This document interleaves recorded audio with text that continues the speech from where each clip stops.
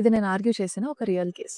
అయితే శంకవరం అనే గ్రామంలో ఒక రేషన్ షాప్ డీలర్ చనిపోతే వాళ్ళ కొడుకు వాళ్ళ నాన్న జాబ్ కోసం అప్లై చేసుకున్నారు. అయితే ఆర్డీఓ గారు ఈయనకి కావాల్సిన క్వాలిఫికేషన్ లేదు, 10th ఫెయిల్ అయినా అని చెప్పి రిజెక్ట్ చేశారు. అయితే ఆ కొడుకు మాకేం చెప్పారు అంటే ఈయన ఎస్సీ కులానికి చెందినవారు కాబట్టి ఈయనకైతే ఆ పోస్ట్ ఇప్పుడు ఇవ్వకూడదు అని కుట్రతో డిస్క్రిమినేషన్ తో ఆర్డీఓ గారు ఆయన రిజెక్ట్ చేశారు. తర్వాత మేము రీసెర్చ్ చేసిన తర్వాత తెలిసింది ఏంటంటే క్వాలిఫికేషన్ లేకపోయినా సరే ఈయనకి రైట్ ఉంటుంది. ఈయనని అపాయింట్ చేసిన తర్వాత 3 ఏళ్లు ఇతనికి టైం ఇవ్వాలి ఆ క్వాలిఫికేషన్ తెచ్చుకోవడానికి, చదువుకోవడానికి. ఇంత రైట్ ఉండి కూడా అతనికి అన్యాయం జరిగింది. అయితే మేము హైకోర్టులో రిట్ పిటిషన్ వేసుకున్నాము అండ్ ఆ రోజు నేను వెళ్ళి ఆర్గ్యూ చేశాను. అయితే అదే రోజు జడ్జ్ గారు ఆర్గ్యూ చేసిన వెంటనే ఆర్డర్ ఇచ్చారు. ఏమని?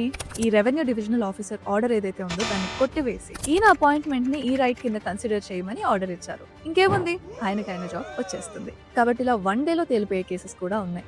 ఏళ్ల చుట్టూ కోర్టుల చుట్టూ తిరగాల అంటే ఎస్, కొన్ని కేసెస్ నిజంగానే ఏళ్ళు తీసుకుంటే కొన్ని 1 డే ఆర్ 2 వీక్స్ లోపే కూడా అయిపోతాయి. కాబట్టి గవర్నమెంట్ ఆఫీసర్స్ చుట్టూ లంచాలు ఇవ్వాలేమో అనే ఆలోచన మీరు పెట్టుకోకుండా సరైన పద్ధతిలో మీ రైట్ ని మీరు ప్రొటెక్ట్ చేసుకోవచ్చు. మీకు రావాల్సింది వస్తున్నప్పుడు.